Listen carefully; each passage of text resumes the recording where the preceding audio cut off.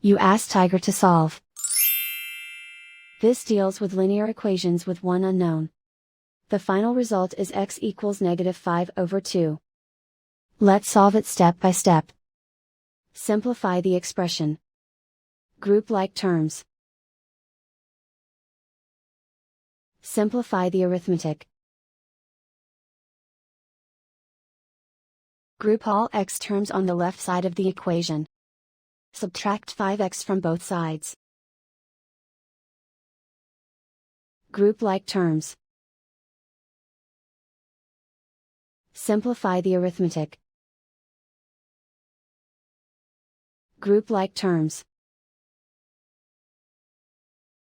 Simplify the arithmetic. Group all constants on the right side of the equation. Add 14 to both sides. Simplify the arithmetic.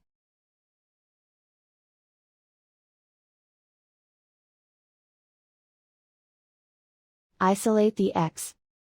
Divide both sides by -2. Cancel out the negatives. Simplify the fraction.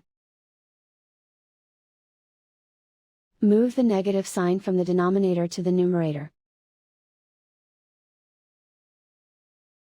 And so the final result is x equals -5/2.